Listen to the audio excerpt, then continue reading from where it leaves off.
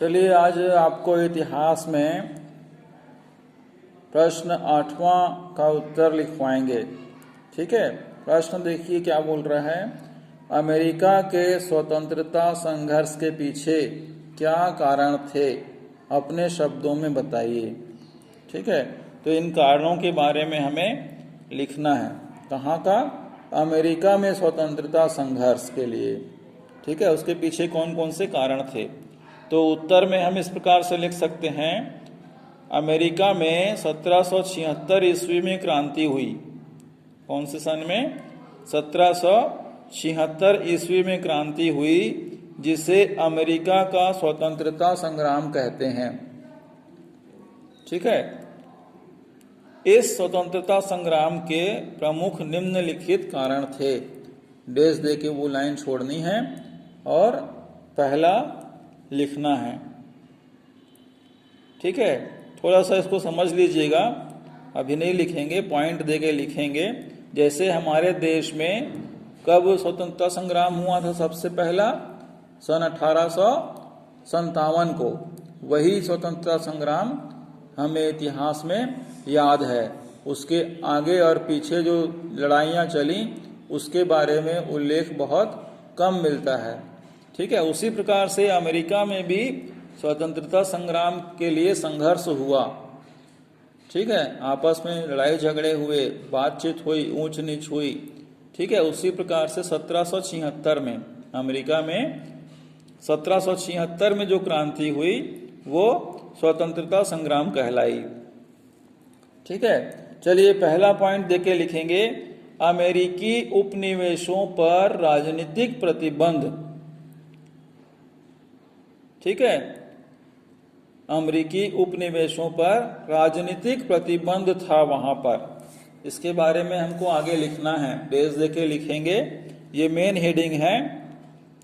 America में England के जो उपनिवेश या बस्तियां थी, उन्हें इंग्लैंड अपने यहाँ के गवर्नर नियुक्त करती थी। पूर्ण विराम।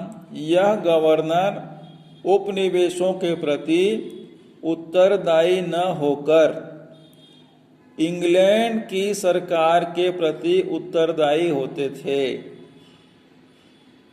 इसके अलावा बड़े बड़े पदों पर केवल अंग्रेज ही नियुक्त होते थे। पूर्ण विराम। उपनिवेशवासियों को सरकारी पदों पर नियुक्त नहीं किया जाता था। फलस्वरूप उपनिवेशवासियों में ब्रिटेन के प्रति आक्रोश था। ठीक है, तो इस प्रकार से जो राजनीतिक प्रतिबंध था वो पहला कारण था।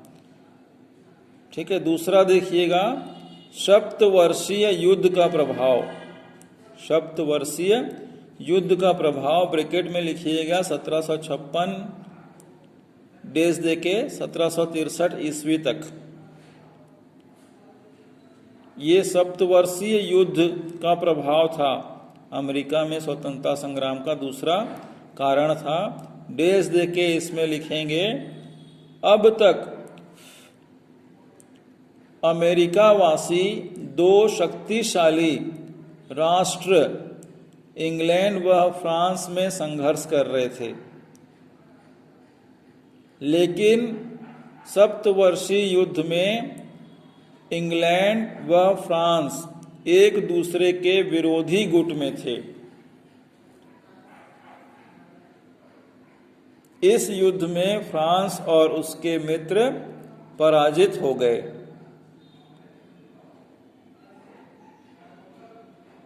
पूर्ण विराम। अतः युद्ध के बाद फ्रांस अमेरिका से हट गया। अब अमेरिका वासियों के सामने एक ही रुकावट थी, वह थी इंग्लैंड। ठीक है, तो 2-3 बार आप इसको पढ़ेंगे तो ये आपको थोड़ा सा याद भी हो जाएगा। रुक रुक के पढ़िएगा, एकदम से नहीं पढ़ना है, 3 भाग में थोड़ा थोड़ा पढ़ लीजिए, आपको समझ में आ जाएगा। ठीक है। तीसरा है मध्य वर्ग का उदय। हेडिंग में मध्य वर्ग का उदय, डेज दे के लिखना है। इस समय कई लोग इंग्लैंड की धार्मिक यातनाओं से परेशान होकर, इस समय कई लोग इंग्लैंड की धार्मिक यातनाओं से परेशान होकर अमेरिका भाग गए और यहीं बस गए। पूर्ण विराम। वे अंग्रेज सिपाहियों से अच्छी तरह लड़ सकते थे, अतः उन्होंने आगे की रणनीति बनाना शुरू कर दिया। पूर्ण विराम। ठीक है। चौथा पॉइंट लिखेंगे, ब्रिटिश सरकार की व्यापारिक नीति। ब्रिटिश सरकार की व्यापारिक नीति, इसके बारे में डेज दे के आगे लिखना है। ब्रिटिश व्यापारिक नीति में उपनिवेशों के हितों की उपेक्षा की जाती थी। पूर्ण विराम। अमेरिका में लोगों को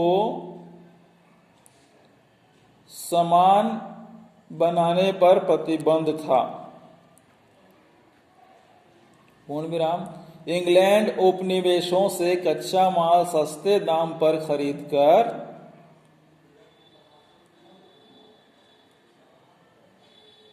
तैयार माल उन्हीं के बाजारों में अधिक दाम में बेचता था। पूर्ण विराम। फलस्वरूप उपनिवेशों का आर्थिक शोषण हो रहा था। पूर्ण विराम। उपनिवेश अपनी कुछ फसलें जैसे तंबाकू और कपास केवल इंग्लैंड को ही भेज सकता था। पूर्ण विराम।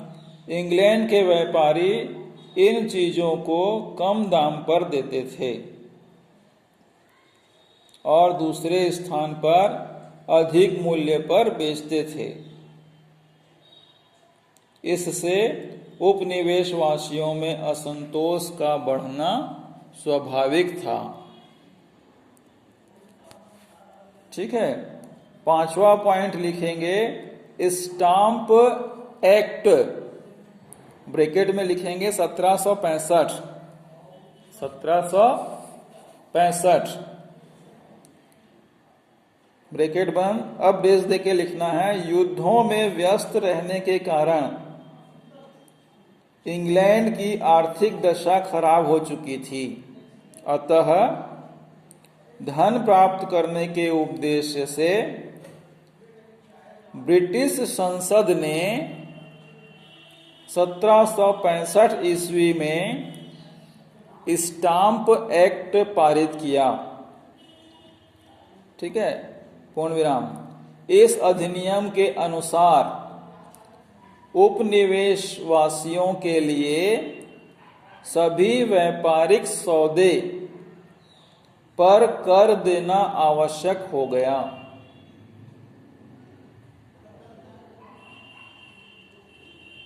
पूर्ण विराम। कानूनी कागजात और उच्च दस्तावेजों पर 20 शिलिंग तक स्टाम्प लगाना पड़ता था।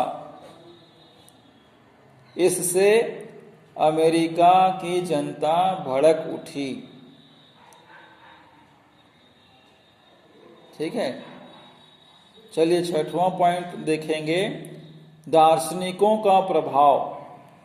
दार्शनिकों का प्रभाव देश दे के आगे आपको इसी में लिखना है। छठवां पॉइंट है, इस काल में अमेरिका के लोगों को ल्यूक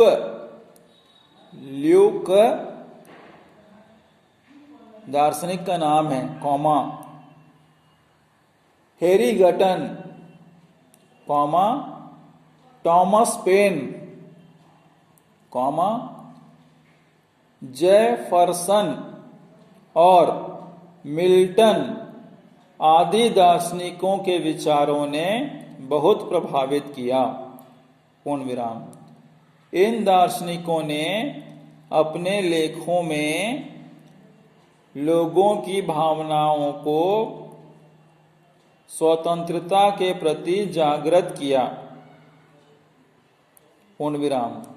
उपनिवेश के लोगों ने इनसे प्रभावित होकर स्वतंत्र होने के लिए संग्राम छेड़ दिया, अर्थात युद्ध छेड़ दिया स्वतंत्र होने के लिए।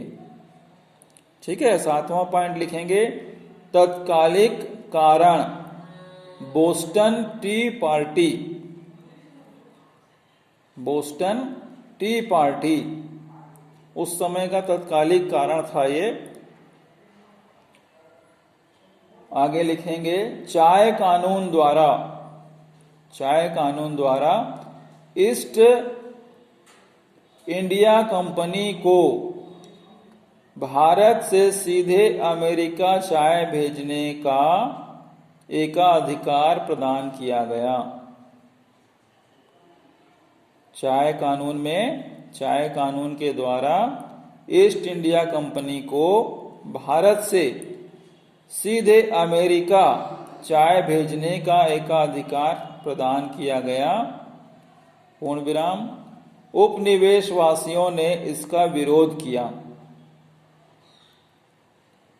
फलस्वरूप 16 दिसंबर 1973 ईस्वी को चाय से लदे कुछ जहाज बोस्टन के बंदरगाह पर पहुंचे, पूर्ण विराम। जब वहां के गवर्नर ने चाय उतारने का आदेश दिया, तब वहां के कुछ नागरिक जहाज पर पहुंचे और चाय की सभी 343 पेटियां समुद्र में फेंक दी। विरोध स्वरूप वहां के नागरिकों ने क्या किया, 343 चाय की पेटियों को समुद्र में फेंक दिया, पूर्ण विराम। यह घटना बोस्टन टी पार्टी के नाम से प्रसिद्ध है। बोस्टन टी पार्टी को डबल इन्वर्टेड कॉमा में बना लेंगे। बोस्टन टी पार्टी के नाम से प्रसिद्ध है। तब ब्रिटिश सरकार ने बोस्टन के बंदरगाह को सभी तरह के व्यापार के लिए बंद कर दिया और अनेक दमनकारी कानून बनाए, दमनकारी कानून बनाए। इस तरह